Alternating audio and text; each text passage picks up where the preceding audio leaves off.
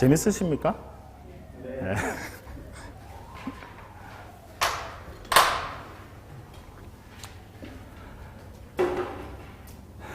항상 이제 법 공부를 하실 때는요, 내가 당사자다라고 생각을 하면요, 예를 들어 내가 갑이다라고 생각을 하면, 그러면 잠이 안 와요. 네, 감정이입을 하세요. 내가 돈을 빌려주는데 돈을 지금 1억은 못 받겠어요. 잠이 안 옵니다. 항상 그 감정이입을 좀 하시면서 그렇게 하시는 게 이제 기억에서 오래 남을 수 있는 방법입니다. 자, 사례 3번을 같이 한번 보도록 하겠습니다. 사례 3번 보시면 갑과 을은 을 소유 X 부동산에 대해 매매 계약을 체결하였다. 근데 갑이 잔금을 지급하였으나, 우리 매수인 갑은 이제 잔금을 다 지급했대요. 지급하였으나 을이 소유권 이전 등기에 응하지 않을 때, 그때 이제 갑이 취할 수 있는, 매수인 갑이 취할 수 있는 그 법적 조치는 참 별별 일이 다 있다, 그죠?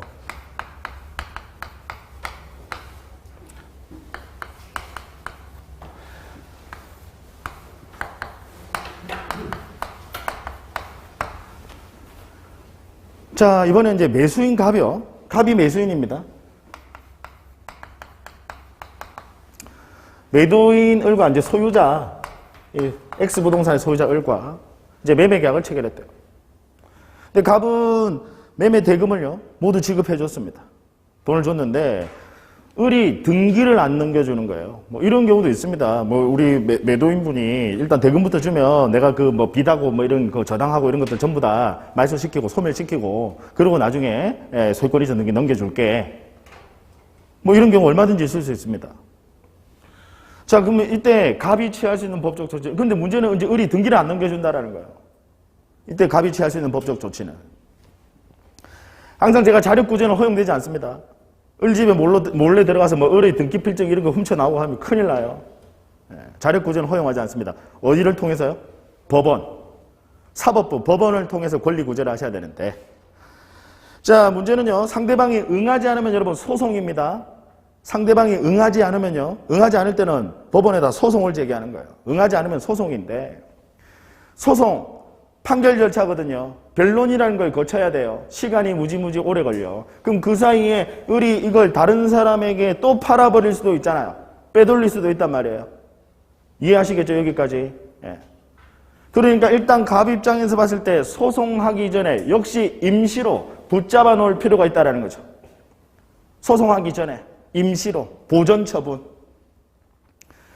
자, 지금 갑이 가지고 있는 권리는요, 이 갑은 무슨 권리를 가지고 있느냐면 을에게 소유권 넘겨줘라고 하는 소유권 이전 청구권 또는 소유권 이전 등기 청구권, 같은 말입니다.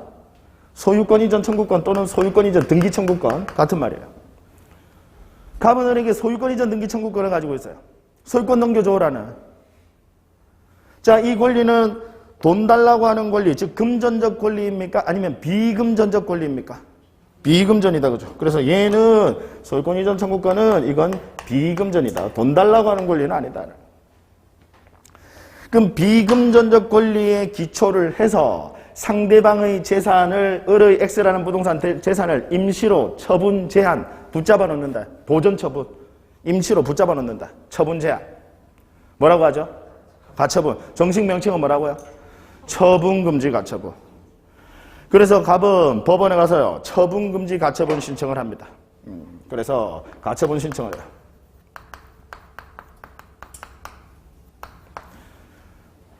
신속하게 이루어져야 됩니다. 마찬가지로요. 왜냐면 얘는 임시로 붙잡아 놓는 절차거든요. 이거 시간 오래 걸리면 의미가 없어. 소송하기 전에 임시로 하니까 신속하게 이루어져야 돼요. 따라서 가처분 신청을 법원에다가 하게 되면 어디 가서 한다고요? 가처분 신청 어디 가서 한다고요? 법원. 우리 과목이 등기법이라고 무조건 등기소 가서 하는 거 아니에요. 아니, 이런 것들도 지문으로 등장합니다, 여러분. 등기소 가서 등기소 가서 여러분 가처분 신청하러 왔는데요 하면 공무원하고 서로 같이 깜짝 놀랍니다. 어디 가서 신청한다고? 법원 가서요. 법원에 가서 처분금지 가처분 신청을 합니다. 그럼 법원은 재판. 신속하게 이루어져야 되니까. 자, 결정, 판결 중에서 뭐? 결정. 그래서 역시 가처분 결정을 내립니다.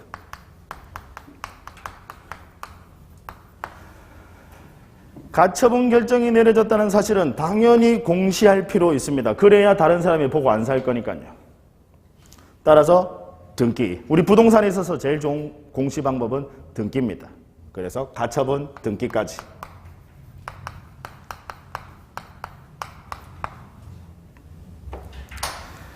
역시 시스템은 똑같아요. 신청, 결정, 등기. 역시 이 등기는 반드시 어떻게 이루어진다? 촉탁으로. 가처분 결정을 내린 법원은 등기소에 있는 등기관에게 촉탁서를 보냅니다. 그래서 촉탁으로 이루어진다. 등기 또한 신속하게 이루어진다라는 거죠.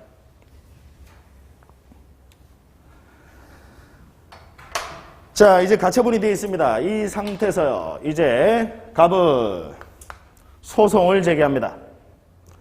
소송을 제기합니다. 소유권 넘겨주세요 라는 소유권 이전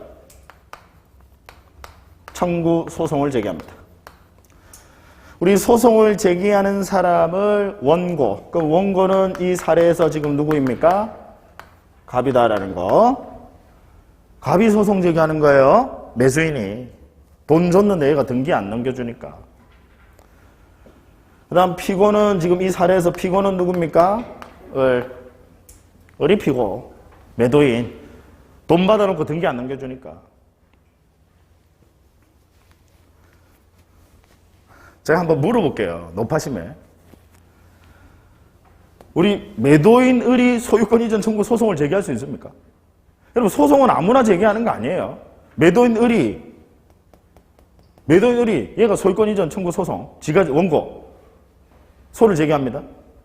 받아줄까요? 안 받아요. 뭐랑 똑같으냐면, 예를 들어서 여기 계신 이분이 저를 때렸어요. 이분이 저를 갑자기, 지금 수업 시간에 갑자기 일어나서 저를 때렸어요. 그럼 이제 다친 사람, 그럼 손해배상 청구권이 발생했죠. 손해배상 청구권. 그럼 손해배상 청구 소송은 때린 사람이 소송 제기하는 거예요? 맞은 제가 소송 제기하는 거예요? 맞은 사람이. 그러니까 아무나 소송하는 거 아니에요. 예. 그래서 이 경우에 우리 소유권 이전 청구 소송, 매수인이 소송을 제기합니다. 원고. 매도인 피고. 그럼 소송을 제기하면, 아까 제가 소송을 제기하면 소송은, 자, 항상 법원에서 변론 절차 거칩니다. 소송을 제기하면 여러분 변론 절차 거쳐요. 따라서 얘는 뭐? 판결.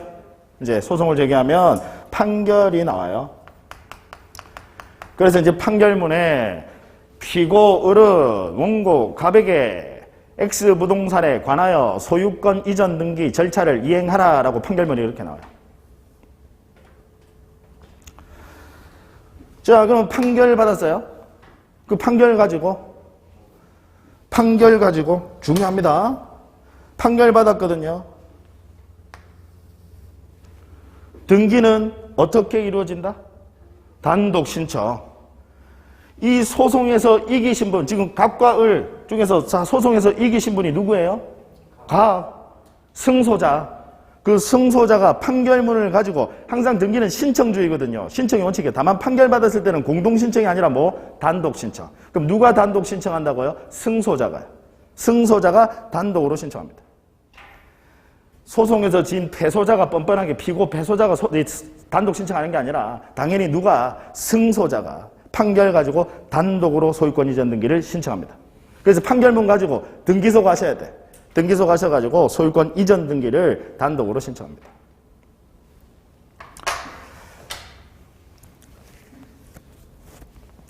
자, 제가 간단하게 이제 등기부를 약식으로 한번 그려볼게요. 자, 어떤 X라는 부동산이 있는데, 등기부 우리 갑구에는 소유권에 관한 사항이 나와요. 등기부가 표제부가 있고, 여러분, 갑구가 있고, 을구가 있습니다. 근데 표제부는 부동산의 표시가 나오고요. 갑구에는 소유권에 관한 사항이 나오고, 을구에는 소유권 이외의 권리가 모조리 전부 다 을구에 나옵니다. 그래서 이 갑구에 이제 소유권에 관한 사항이 나오는데, 가령 이제 예를 들어서요, 뭐 순위번호 1번, 소유권 보존, 소유자 을. 지금 을 소유 부동산이거든요. 자, 이 을 소유 부동산에 대해서 지금 갑이라는 사람이 등기 안 넘겨주니까 뭐 해뒀어요? 가처분 해뒀다, 그죠? 그러면 순위번호 2번 가처분. 항상 등기부 마지막에는 권리자를 기재합니다. 그럼 가처분권자, 지금 가처분 누가 해뒀어요? 누가 지금 가처분을 해뒀어요? 가. 그래서 가처분권자 가. 이렇게. 등기부에 보면 이렇게 기재가 되어 있습니다. 자, 지금 이제 제가 여러분들에게 뭘 이야기하고자 하느냐면, 이게 우리 일반인 분들이 참 이해하기 힘든 내용 중에 하나인데요. 여러분, 가처분이 되어 있어요, 현재. 그럼 이 부동산 소유자 을은 가처분이 되어 있는 상태에서 다른 사람에게 처분행위 할 수 있다. OX. 다른 사람에게 예를 들어 팔아요. 즉, 순위번호 3번 소유권이죠.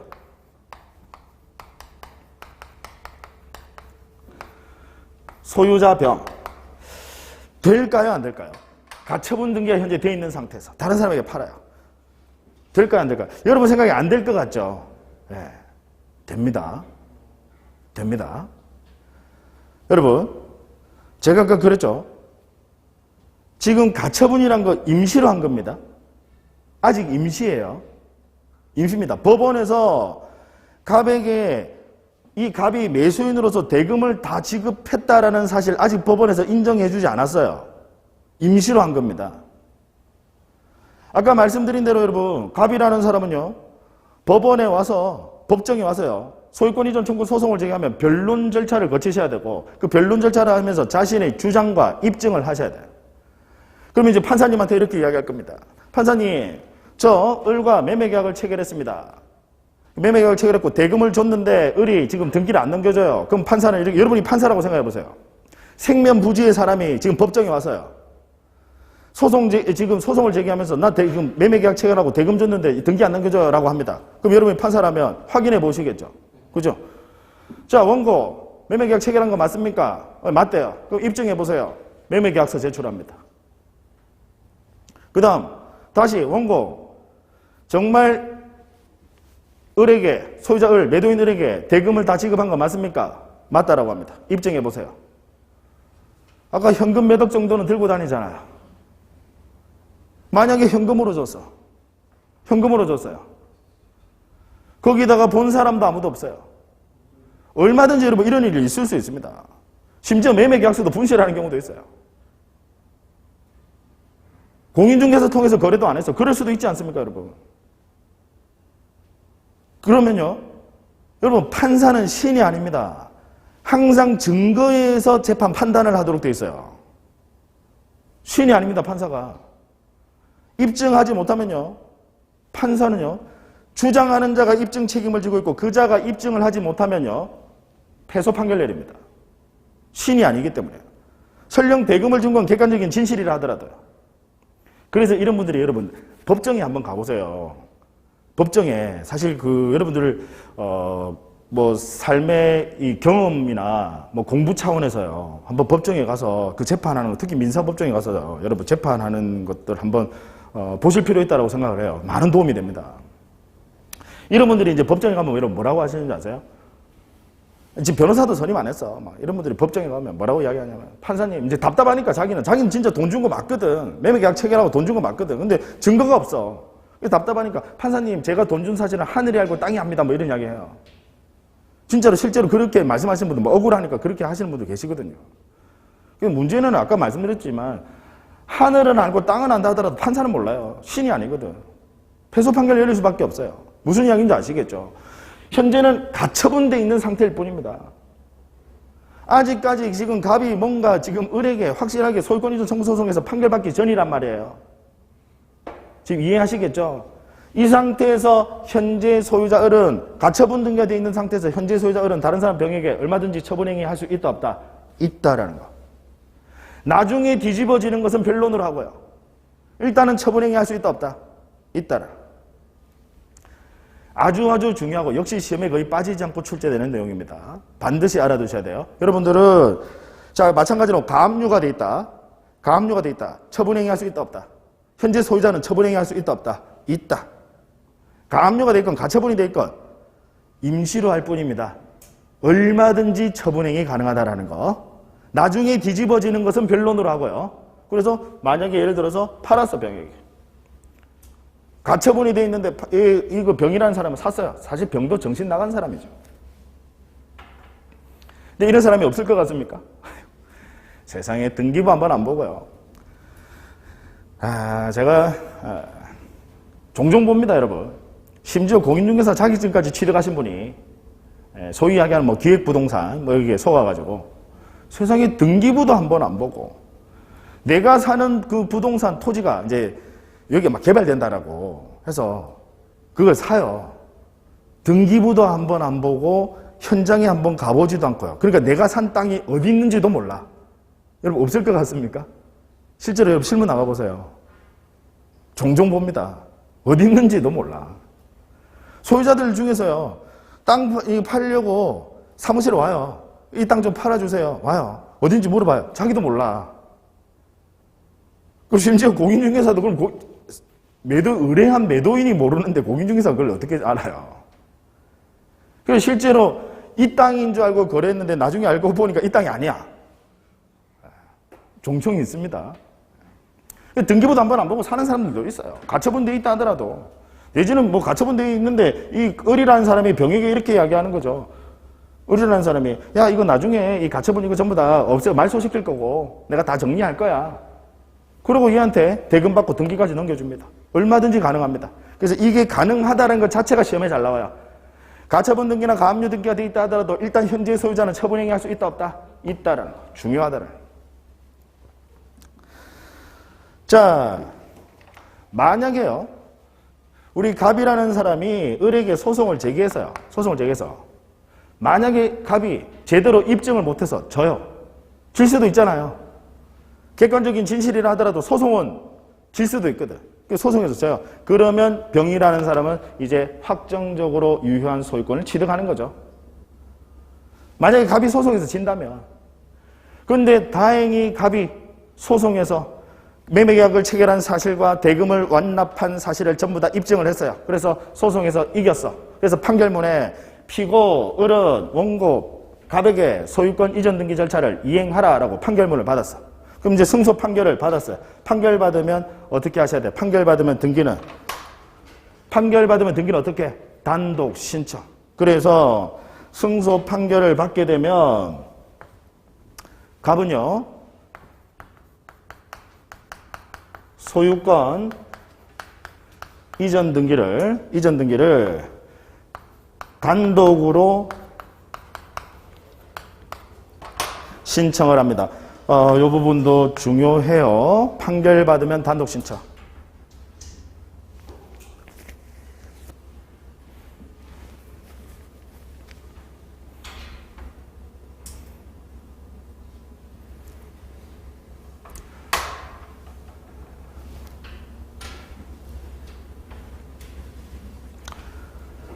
자, 그 다음. 자, 그러면 이제 갑이 자기 앞으로 이제 순위번호 4번 소유권 이전. 소유자 갑. 그러니까 이 등기가 판결을 받았으니까 어떻게 이루어진다는 거예요? 판결 받았으니까 등기를 어떻게 촉탁 아니면 단독 신청? 단독 신청. 예. 갑의 단독 신청으로 이제 이 등기가 이루어진다 이 말이에요. 판결문 들고 가서 갑이 단독으로 신청해야 이제 이 등기가 이루어진다고요. 자, 그럼 법은 항상 여러분 우리 법의 최고 이념은 공평입니다.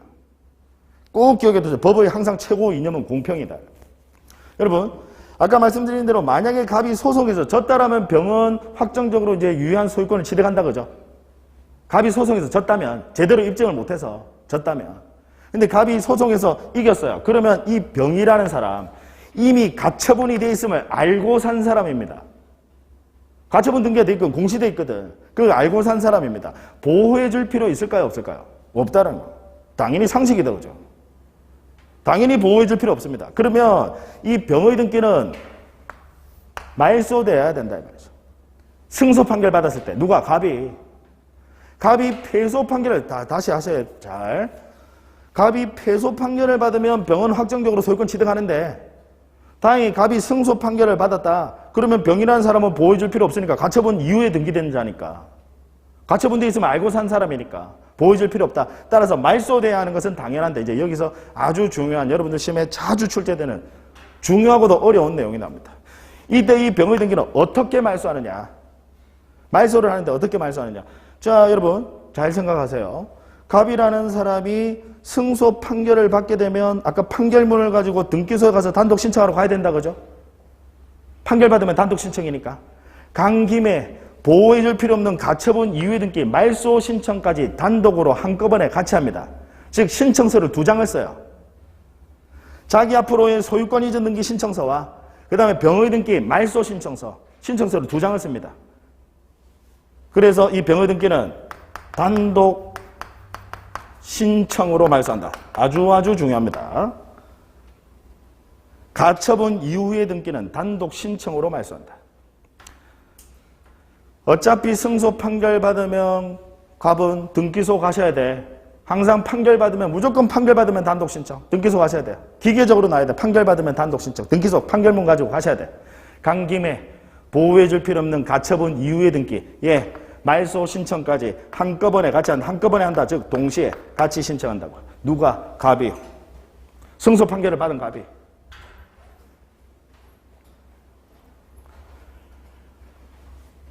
자, 그럼 다시 지금 여러분 감정이 봐서 여러분이 누구다? 지금 갑이에요.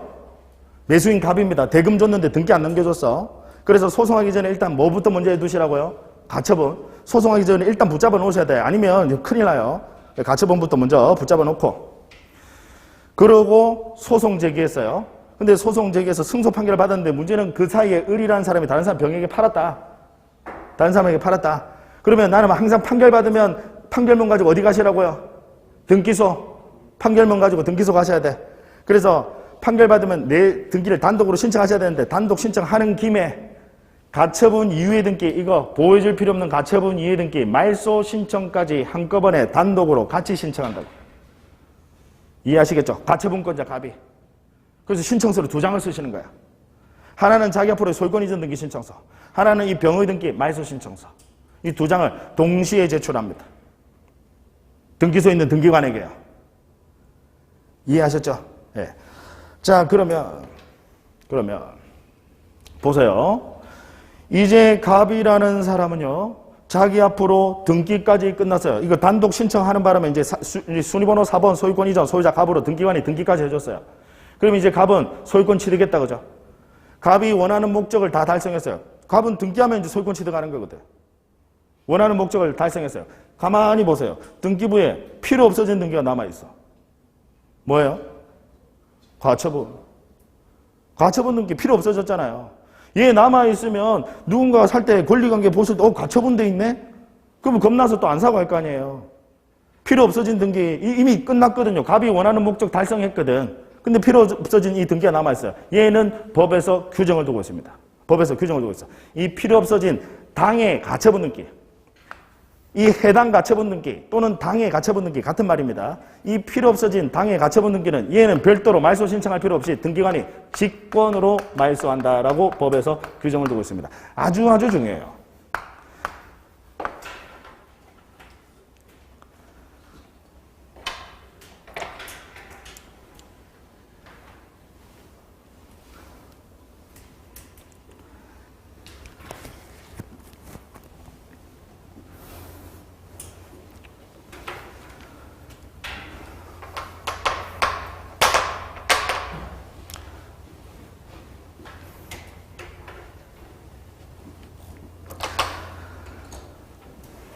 자, 이제 사례 4번을 보시면서요, 또 사례 3번과 비교를 좀 하시면 조금 더 윤곽이 더 드러날 거예요.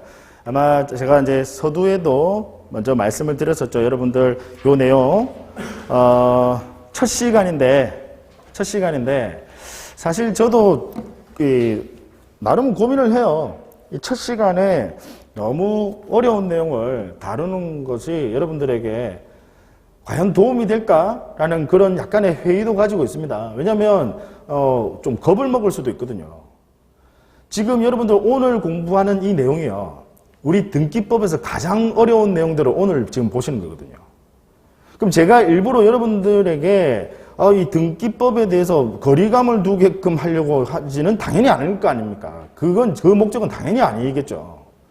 그럼에도 불구하고 제가 그 위험을 무릅쓰고 이걸 하는 이유가 아까 말씀드린 대로 우리 등기법은 사례형 문제, 민법과 마찬가지로요. 사례형 문제가 많이 출제합니다. 간략한 사례형 문제를 많이 출제해요.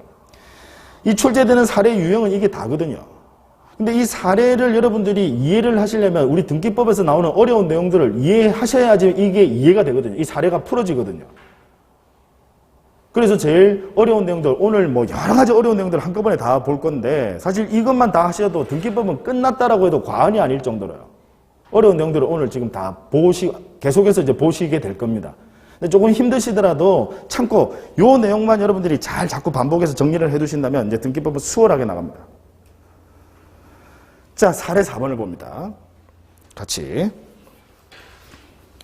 사례 4번.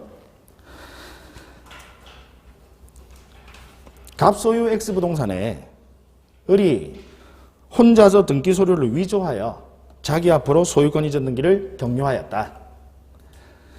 을은 자기 앞으로 소유권 이전 등기가 되어 있음을 기화로 병과 매매 계약을 체결하고 우리 선의의 병에게 선의라는 말은 여러분 뭔 말하는지 아시죠? 모른다 이 말이죠. 예. 그 선의의 병에게 소유권 이전 등기까지 격려하여 주었다. 격려라는 게 이제 마쳤다 이 말입니다.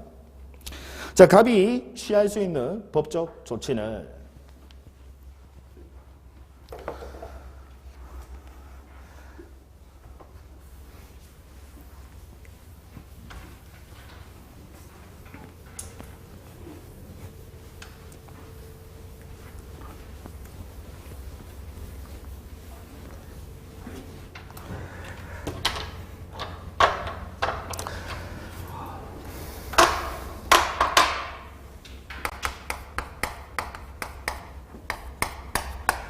자, 사례 4번은 제가 아까 약식으로 우리 등기부를 바로 한번 그려볼게요. X부동산 우리 등기부 갑구에 아까 갑구에는 소유권에 관한 사항이 나온다고 그랬죠. 순위번호 1번 항상 순위번호는 1번부터 시작해요. 1번 그다음 소유권 보존 우리 소유권에 관한 최초의 등기를 소유권 보존 등기라고 합니다. 소유권에 관한 최초의 등기, 등기부를 개설하는 등기예요. 소유권 보존, 소유자, 갑. 원래 갑소유 부동산이었어요. 갑소유 부동산. 근데 지금 사례에서 뭐라고 돼 있냐면 을이라는 사람이 혼자서 등기 서류를 다 위조를 해서 대단하신 분이죠. 혼자서 등기 서류를 위조해서 자기 앞으로 소유권 이전 등기를 마쳤다. 그래서 순위번호 2번 소유권 이전, 소유자 을로 등기관에 다 속였다 이 말이죠. 서류 다 잘 위조해가지고 혼자서 위조해서 자기 앞으로 소유권 이전 등기를 마쳤대요.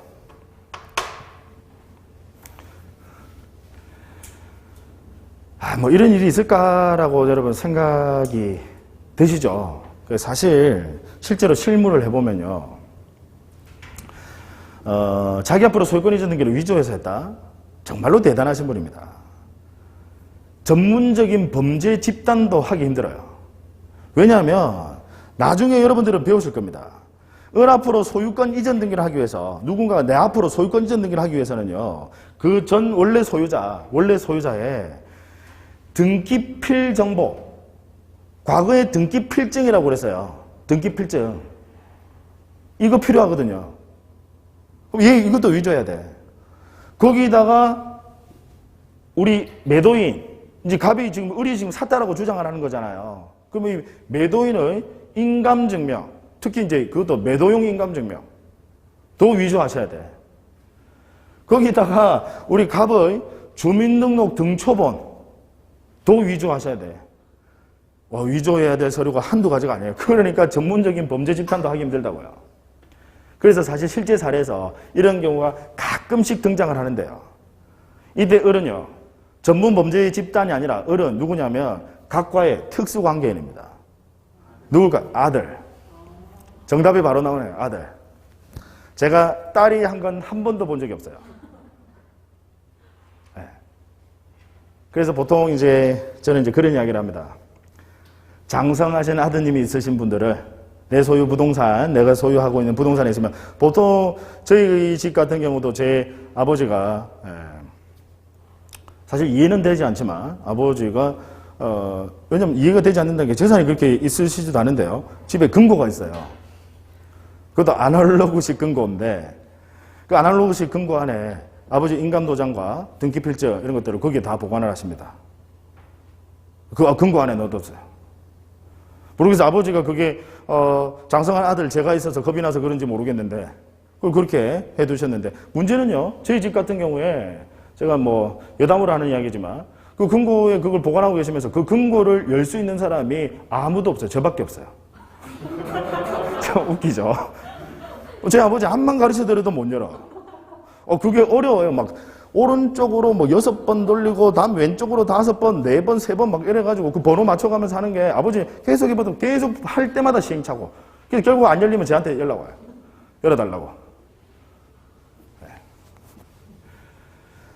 네. 같이 보관하지 마시라고. 인감도장하고 등기필증 같이 보관하면 사실 인감도장하고요. 이제 특수관계인 같은 경우에는 인감도장하고 등기필증만 있으면 나머지 서류들은 전부 다 위조해냅니다. 이 특수관계인은요. 자식 다 할 수 있거든요. 그래서 같이 보관하지 마시라 뭐 이런 이야기를 합니다. 실제 사례에서는 전부 아들이더라고요. 어쨌든 혼자서 지금 등기소를 위조해서 자기 앞으로 소유권 이전 등기를 마쳤어요. 자, 근데 지금 사례에서 뭐라고 되어 있냐면 이 을은 자기 앞으로 소유권 이전 등기가 되어 있음을 기화로 그 기회에 자기 앞으로 소유권 이전 등기가 되어 있으니까 선의의 병에게요. 선의의 병에게 이걸 팔아버립니다. 대금을 바꿔요. 그래서 순위번호 3번 소유권 이전. 소유자 병. 그래서 이 병이라는 사람은 선의로요. 매매를 한 사람입니다. 을에게 샀어요.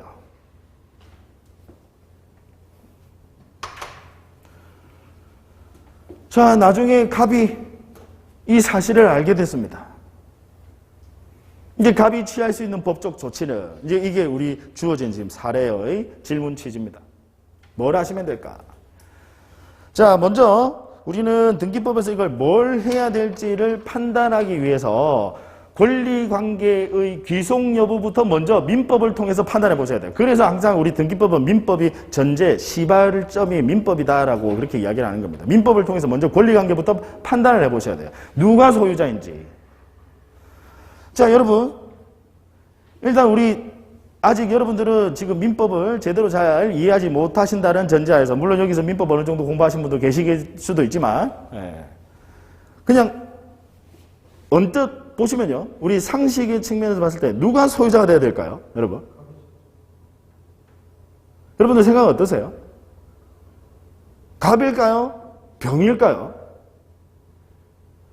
결론부터 말씀을 드리면요. 갑입니다. 법은 제가 항상 그랬죠. 법의 최고 이념은 공평이고요. 우리 법은요. 상식의 선을 크게 벗어나지 않습니다. 아마 여러분들 제가 이제 우리 공인중개사분들한테서 또는 그 외 다른 분들도 다 마찬가지고 제가 이제 듣는 이야기 중에서 저는 가장 듣기 싫은 이야기가 이론과 실무는 다르더라. 이론과 실무는 다르더라. 그건 이론을 제대로 모르시는 분이 실무하시면 그런 이야기 하고요. 그 다음 또 실무를 제대로 모르시는 이론가분들, 우리 대학에 계시는 교수님들, 실무를 제대로 모르시는 또 이론가분들이 또 그런 이야기를 하십니다. 서로 잘 모르니까 그런 이야기를 하는 거지 이론과 실무가 어떻게 다를 수가 있습니까? 그건 말도 안 되는 소리죠. 내가 제대로 모르니까 그런 이야기를 해요. 그래서 보통 실무가들은 이론가들을 폄하하고요. 그 다음에 이론가들은 실무가를 또 폄하해요. 근데 이론과 실무는 절대 다르지 않습니다. 그리고 제가 예전에 치라던 프로그램 중에 하나 뭐가 있었냐면요. 지금은 그 방송이 없어졌어요. 예전에 SBS에서 하는 솔로몬의 선택이라고요. 네. 참 나름은 좀 인기 있었던 그 당시에 뭐 유명한 우리 변호사님 뭐 고성도 변호사도 나오고 막 했던 그 프로그램을 제가 이제 저는 싫어했어요. 왜 싫어하냐면 제가 볼 때는 재밌는데 거기 보시면 그 이제 뭔가 사실관계를 이제 재연 배우들이 나와서 사실관계를 막 재연을 해줘요. 제외는 해주고, 그러고 난 이후에, 여기에 대한 이제 법적 판단은 어떻게 될 것이냐. 이제 그거. 근데 제가 왜 그 프로그램을 싫어하냐면, 사실 법은 상식에서는 크게 벗어나지 않는데, 그 프로그램은 상식에선에서 이 결과가 나오면 재미가 없어. 그러니까 자꾸 그 다른 측면에서 보는 거야. 다른 측면에서. 그러니까 우리 일반인들로 하여금 법과 실제는 많이 다르구나 라고 오해를 일으키는 소지가 다분하더라고요. 실제로 법과 여러분 우리 실제 이 상식은 크게 벗어나지 않습니다. 다 상식의 선에 그대로 있어요. 그래서 제가 이제 그 프로그램을 싫어했어요. 그 다음 또 하나 이유가 뭐냐면요. 제가 이제 보고 있잖아요. 가족들이랑 보고 있어요. 그럼 조금 있으면 이제 그 결론이 나오지 않습니까? 근데 결론이 나오기 전에 그걸 저한테 자꾸 물어봐요, 가족들이. 같이 TV 보고 있으면 이거 어떻게 됐냐고. 그럼 제가 우리 가족들을 제가 이해시키기도 힘들어요. 그거 말하고 설명하려면 귀찮고 힘들고 많거든. 그래서 이제 그 프로그램을 좀 싫어했었는데요. 절대 상식의 선을 벗어나지 않습니다. 무슨 이야기냐. 여러분이 갑이라고 생각해 보세요. 자, 만약에요.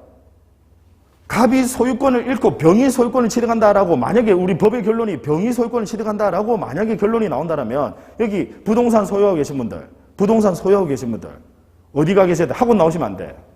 일하러 가셔도 안 돼요. 어디 가 계셔야 돼요? 등기소 지키셔야지.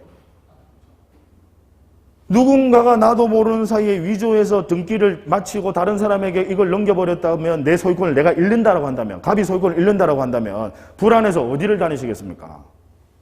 불안해서 어디를 다니시겠어요? 등기소 지키셔야지. 특히 제 같은 경우는 뭐 부동산이 많지는 않지만 관할 등기소를 달리하는 부동산을 가지고 있으면 제 혼자만으로 안 돼. 자녀들 학교 보내면 안 돼. 야, 너는 여기 등기소 지켜. 정말입니다, 여러분. 만약에 이게 위조해서 등기만 넘어가면 소유권을 잃는다라고 한다면. 그래서 나중에 민법에서 배우십니다. 동사는 선의 취득을 인정합니다.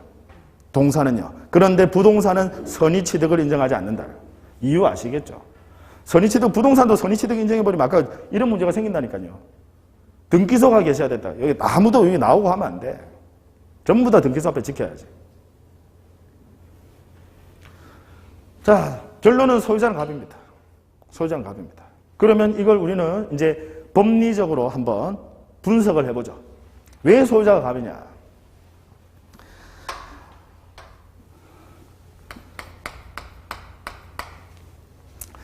우리 민법 제186조입니다. 이 민법 제186조가 뭐에 관한 규정이냐면 부동산의 물권 변동은 이퀄 법률 행위 플러스 등기라는 하나의 공식에 관한 규정입니다. 민법 186조예요. 우리 민법 186조에 부동산의 물권에 관한 그 득실 변경은 등기함으로써 물권 변동의 효력이 발생한다라고 규정을 두고 있어요. 법률 행위도 해야 되지만 뭐까지? 등기까지. 그럼 이 중에 하나도 빠지면 안 돼. 자, 여러분 법률행위. 그럼 법률행위는 뭐가 법률행위예요? 법률행위. 우리 민법에서 이제 법률행위의 정의는 어떻게 내리냐면 의사표시를, 법률행위라 하면 의사표시를 필수 불가결의 요소로 하는 법률 요건이다라고 정의를 내립니다. 무슨 이야기냐? 법률행위는 반드시 뭐가 있어야 된다? 의사표시. 의사의 표시가 있어야 된다. 그래서 다른 말로 하면 법률행위 하면 여러분 다른 말로 하면 그냥 의사표시라고 생각하시면 돼요. 의사의 표시도 있어야 되지만 거기다가 뭐까지 있어야 되느냐? 등기까지. 자, 한번 여러분 생각해보죠. 적용을 한번 시켜보죠. 이게 우리 186조, 우리 부동산 물권에 관한 대원칙에 관한 규정인 186조의 내용입니다. 갑과 을 항상 시간 순서대로 따져보셔야 돼요. 우리 법학은 논리학이니까 항상 시간 순서대로. 자, 갑과 을 따져보셔야 돼요. 을 앞으로 등기는 되어 있다, 그죠? 등기는 되어 있잖아요. 자, 갑과 을이 어떠한 갑은 을에게 의사를 표시한 바가 있습니까? 없습니까?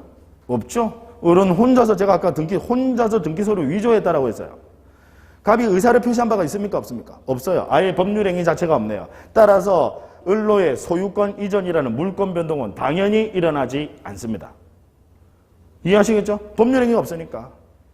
어떻게 하는지 잘 보셔야 돼요, 여러분. 이렇게 따져 나가셔야 돼요. 자, 그래서 얘는 법률행위 자체가 없다. 법률행위 자체가 없으니까 아예 소유권 이전이라는 물권 변동이 일어나지 않는다. 그 다음, 그러면 을과 병 따져보셔야 돼요.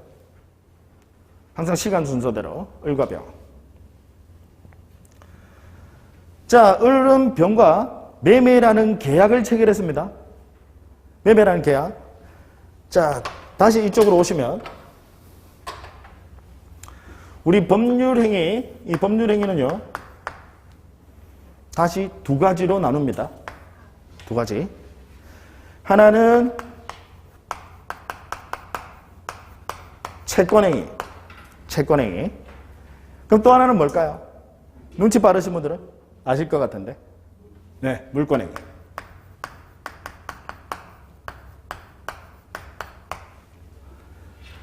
법률행위는 하면 두 가지입니다. 채권행위, 물권행위. 물론 이제 법률행위는 뭐 다른 걸 기준으로 해서 나눌 수도 있어요. 예를 들어서 법률행위는 이제 쌍방적 법률행위, 쌍방적 법률행위 계약이라고 하고, 우리 일방적 법률행위 뭐 단독행위, 그다음 뭐 합동행위, 뭐 이렇게 나누기도 하는데, 그건 이제 기준 자체가 다른 거고, 우리 법률행위는 크게 하나는 채권행위와 또 하나는 물권행위로 이렇게 분류하기도 합니다. 채권행위, 물권행위. 두 가지예요. 그럼 채권행위는 뭘 채권행위라고 하냐면, 여러분들, 이제 제가 쉽게 예를 들어서 설명을 드리면, 가령 이제 매도인과 매수인이요. 우리 공인중개사 사무소에 모여 앉아서 매도인 갑은 팔고자 하는 의사표시, 매수인 갑은 사고자 하는 의사표시로서 서로 간에 매매라는 계약을 체결합니다. 그 계약 체결하는 걸 뭐라고 하느냐면 채권행위라고 해요. 아시겠죠? 계약을 체결하는 행위, 그걸 뭐라고 한다고요? 채권행위. 채권행위. 그럼 그 계약서의 내용에 보면요. 계약서의 내용에 보면, 매수인은 몇 년, 몇 월, 며칠에 중도금을 지급하고, 또 매수인은 몇 년, 몇 월, 며칠에 잔금을 지급하고, 그 잔금 지급일 날 매도인은 등기 서류를 이전해준다. 라는 게 그 계약의 내용이에요. 그 매매 계약서에 보시면. 그럼 그 잔금 지급일 날, 매수인은 잔금을 지급합니다. 즉, 내가 최종적으로 이 부동산을 취득하겠다라는 의사표시죠. 잔금을 지급하는 행위가. 맞잖아. 내가 이 부동산 최종적으로 내가 사서 소유권 취득하겠다라는 의사표시. 그 다음 매도인은 그래 나 잔금 받았으니까 너 등기 넘겨줄게 라는 역시 의사의 표시입니다. 이해하시겠죠? 잔금을 지급하고 등기서류를 넘겨주는 즉 그 계약에 따른 이행행위를 뭐라고 하느냐면 물권행위라고 해요. 중요합니다. 여러분. 우리 민법에서도 꼭 알아두셔야 되는 이행행위. 그래서 이걸 다른 말로 처분행위라는 표현도 합니다. 같은 말이에요. 다시 계약을 체결하는 행위, 이걸 뭐라고 한다고요? 채권행위. 그럼 그 계약에 따른 약속을 지키는 이행, 계약할 때 약이 약속할 때 약자거든요. 그 약속을 지키는 이행행위, 얘를 뭐라고 한다고요? 물권행위. 자, 논리적으로 봤을 때요. 항상 어느 게 먼저일까요? 채권행위, 물권행위 중에서 채권행위. 항상요. 항상 채권행위가 얘가 먼저고요. 그 다음 물권행위는 항상 후입니다.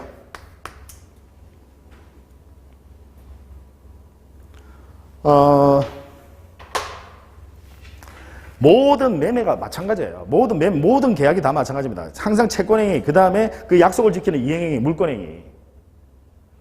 근데 우리 이제 부동산 거래에 있어서는요, 부동산 거래는 이 채권행위와 물권행위가 그래도 명확하게 구별이 돼요. 그런데 동산 거래에서는요, 예를 들어 우리 뭐 마트에 갔어요. 마트에 가서 물건 사실 때 오늘 계약하고 나중에 그 잔금 지급하고 물건 받고 이렇게 안 하잖아요. 채권행위와 물권행위가 동시에 한꺼번에 이루어집니다. 동산 거래에서는요. 무슨 이야기인지 아시겠죠? 그렇다고 동산거래에서 그럼 채권행위, 물권행위가 없느냐? 그게 아니에요. 거의 동시에 이루어지는 거예요. 이해되시죠? 동상거래소는 주로 거의 동시에 이루어지는데 일반적으로 항상 논리적으로 봤을 때 둘 중에 뭐가 우선한다고요? 채권행위. 그 다음에 물권행위. 자, 그러면 한번 따져보자고요. 지금 이제 을과 병입니다. 을과 병. 먼저 채권행위부터 둘 사이에 채권행위. 지금 갑과 을은 채권행위, 물권행위 따질 필요도 없어. 아예 법률행위 자체가 없어요. 근데 지금 을과 병은 매매라는 걸 했거든. 계약이라는 거예요. 채권행위. 자, 이 채권행위는 지금 을 소유자 아니에요. 여러분, 을 소유자 아니에요. 지금 소유권 취득 못했잖아요. 법률행위가 없으니까 물권 변동이 일어나지 않는다. 그리고 을 소유자 아니에요. 소유자 아닌 을이 병과 채권행위, 매매라는 계약을 체결할 수 있을까요? 없을까요? 계약. 가능해요. 그러니까 이게 일반인들이 역시 이건 또 무슨 말이야. 여러분, 만약에요, 제가 이분 소유 부동산을요, 제가 매도인, 이분이 매수인, 매매 계약을 체결합니다. 계약이란 건 아까 계약할 때 약자는 약속할 때 약자입니다. 약속을 하는 거예요. 약속은 내가 권리자가 아니더라도 할 수 있다 없다? 있다를. 약속은요. 제가 이분으로부터 넘겨받아서 넘겨줄 수도 있거든요. 이해하시겠습니까? 그래서 여러분 민법을 공부하시다 보면요, 민법에 나중에 담보 책임, 매매에 관한 이제 그 보시다 보면 담보 책임이 나와요. 담보 책임에 보시면 타인 권리 매매에 관한 담보 책임이 나옵니다. 타인 권리 매매가 가능하다는 전제거든요. 매매 계약은 가능합니다. 약속은 가능하다는. 이해하시겠죠? 자, 따라서 채권행위는 원칙적으로 유효합니다. 계약은 체결할 수 있다는 말이죠. 을은 병과요. 다만 중요한 것은 물권행위인데, 물권행위는 제가 아까 뭐라고 그랬어요? 약속을 지키는 이행행위를 물권행위라고 하는데, 권리자가 아니더라도 약속은 할 수 있지만 약속을 지킬 수 있습니까? 내가 권리자가 아닌데 약속을 지킬 수 있습니까? 이행을 할 수 있습니까? 없어요. 물권행위는 못한다. 아주 중요한 개념입니다. 꼭 이해하셔야 돼요. 이건 우리 등기법뿐만 아니라 민법을 이해하시는데도 반드시 필수 개념입니다.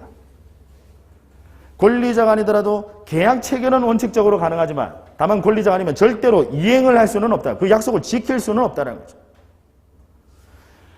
그러면 우리나라 대법원 판례에 따르면 이 채권행위와 물권행위를 법률행위라고 하고, 이 둘 중 어느 하나라도 흠결이 있으면, 뭔가 X, 흠결이 있으면 물권 변동은 일어나지 않는다라는 게 판례 입장입니다.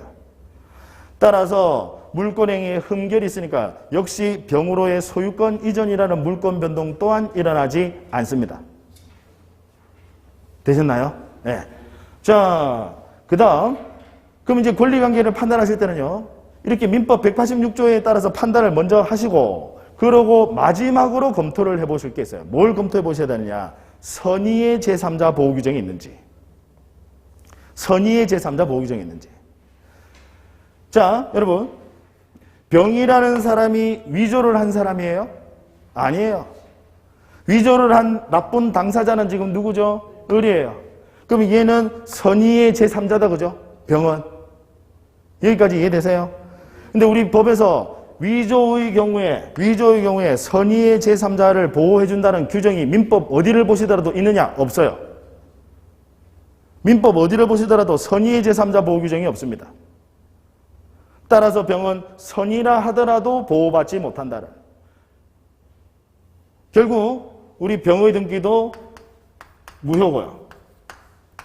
을의 등기도 무효입니다. 둘 다 무효다.